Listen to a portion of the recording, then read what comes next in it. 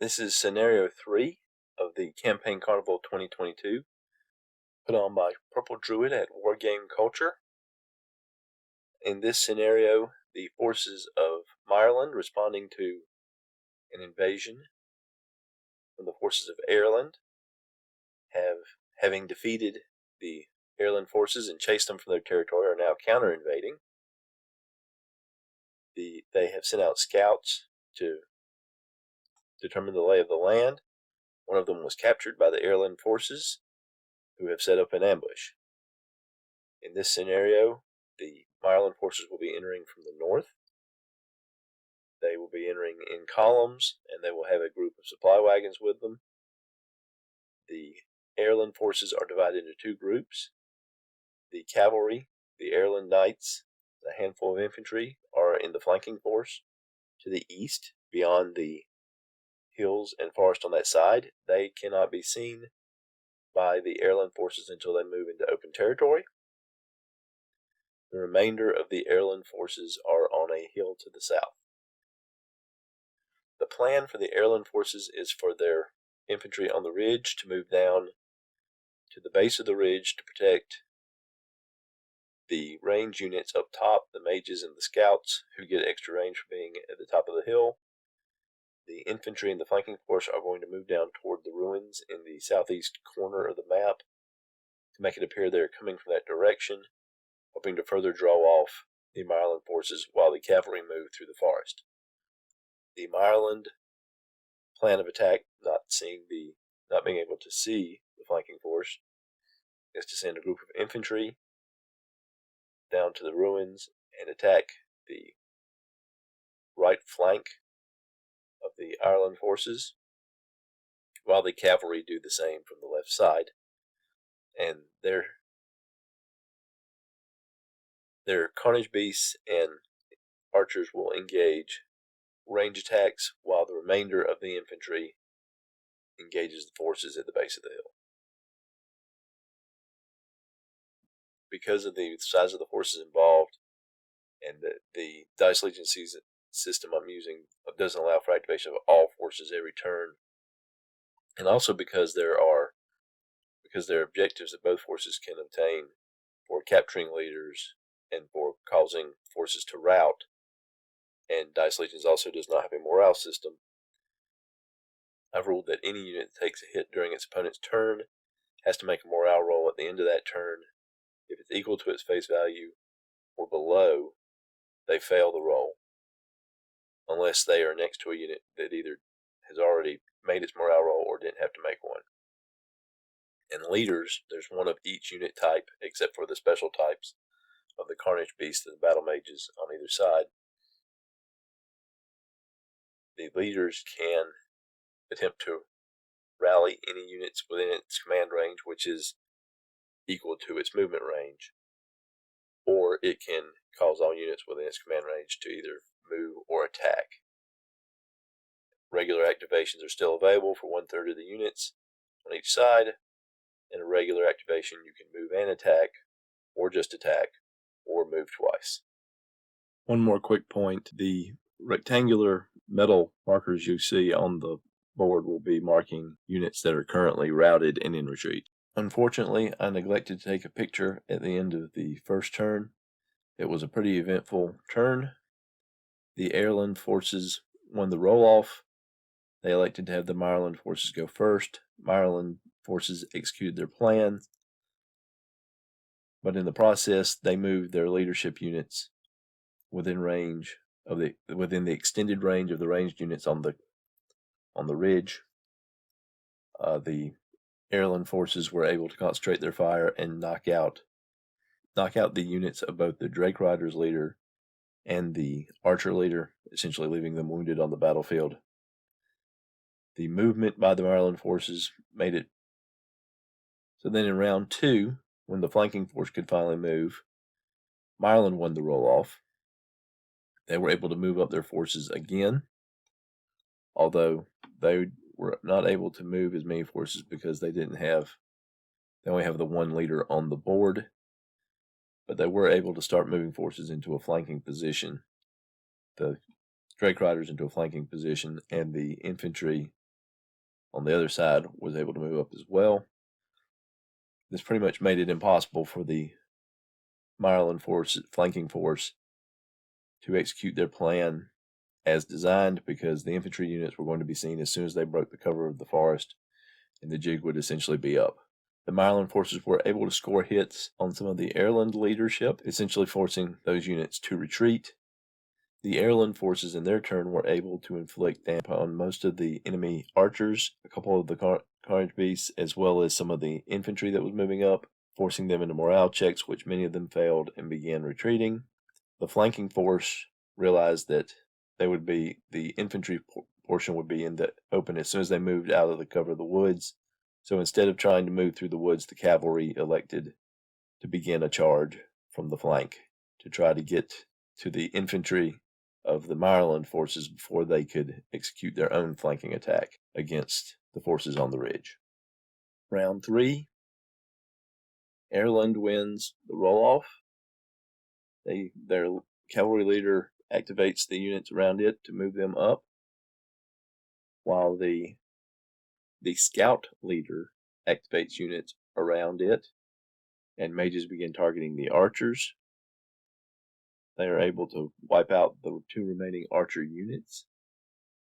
Some of the remaining mages and the scout units attack the Mireland infantry leader unit, and got several hits on it. The infantry on the front line attacked several of the Mireland infantry Gatorkin mercenaries. The infantry leader on the west or left side of the battlefront activated the units around him. They engaged the remaining cavalry and several more of the Gatorkin units, both through ranged attacks and then with a follow-up infantry attacks. And there were some morale fails on the part of the Mireland units.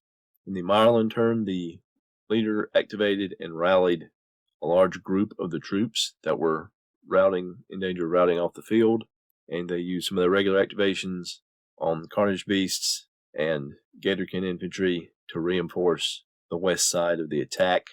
They were able to destroy one of the infantry units on that side and cause 2 more units to fail morale and retreat.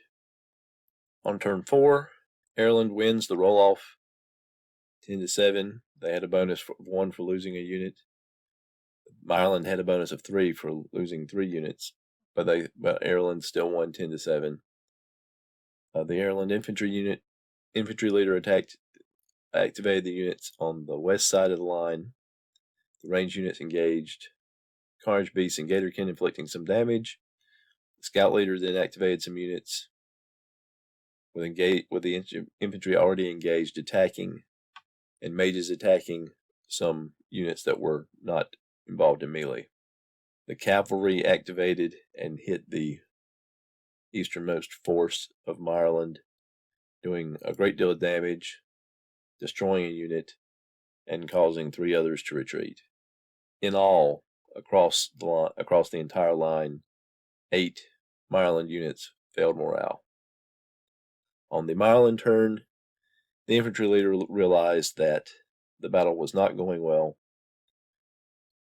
rolled to rally units, was able to rally most of them, and used the remaining activations to try to retreat as many units as possible to try to keep as much of his force intact as he could by escaping the battlefield.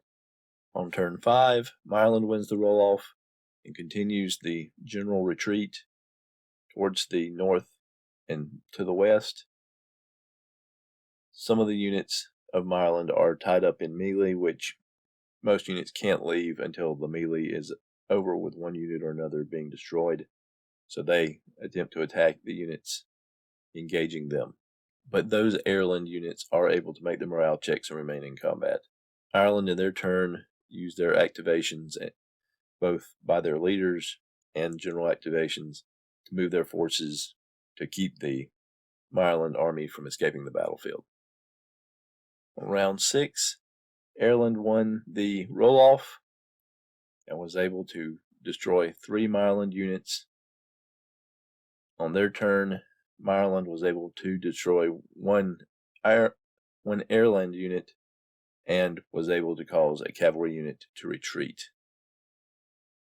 On turn 7, and this will be the last one I have a picture of, the end of round 7.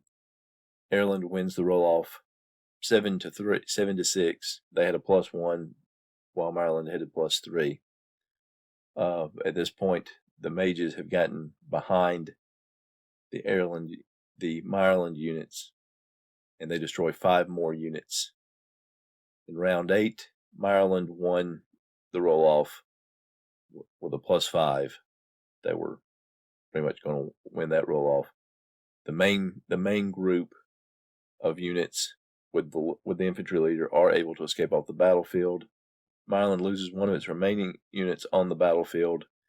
The Ireland force almost loses their infantry leader as he moved to engage in a battle down near the hill, with the unit remaining down near the hill. In round 9, Heirland went first, was able to mop up most of the remaining units and capture the baggage train, the last of the remaining Mireland units routed off the field. So this shows the remaining forces for both sides. The top 4 rows are airland units. The round markers represent their leaders. The bottom row are the handful of Mireland units that were able to escape, including the infantry leader. It also shows that there are 2 markers that show that 2 of the airland units routed off the board, but not in a direction that scored points for the Mireland force. And this shows the units that were destroyed. The top 3 rows are Mireland units destroyed by Ireland, and the 2 markers indicate the leaders that were captured. The 3 rectangular markers indicate that 3 of the Mireland units that were shown on the previous group that survived were routed off the board to the north, which scored victory points for the Ireland force. The bottom row shows that Mireland destroyed 3 units and routed 3 off the board to the south, which scored points for them. The final standings in terms of points, if you count by points, Heirland scored 35 points to 6 from Ireland. If you count by figures, which is the pips on the dice, Heirland scored 149 points to 53 from Ireland. Heirland scored 149 points to 53 from Ireland.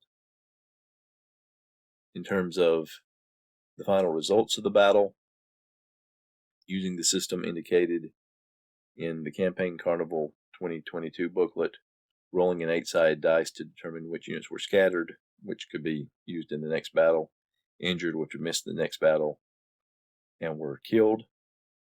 The airland force had killed 440 infantry, 120 knights, and 40 scouts, injured 280 infantry, 160 knights, and 80 scouts, and scattered 720 infantry, 80 knights, and 80 scouts.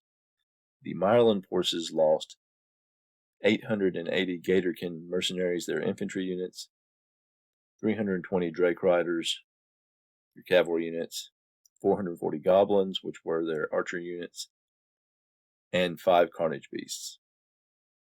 And injured, they had 960 Gatorkin, 240 Drake riders, 120 goblins, scattered 1,480 Gatorkin, 320 riders, and 560 goblins. They also had all their baggage train wagons captured and 2 leaders. Again, that first turn where the Mireland forces lost 2 leaders, that limited a lot of their flexibility. They still had some opportunities with their flanking maneuvers, but those units were not able to engage quickly enough and range fire, or in the case of the east side units, the cavalry attack, the flank, caused them to rout and move them out of position. It's possible that more of the force could have been saved if the retreat had begun earlier, but at that point in the battle, it still looked like there was a chance for victory, from my perspective. And that's it for this one. Can't wait to see what scenario 4 is.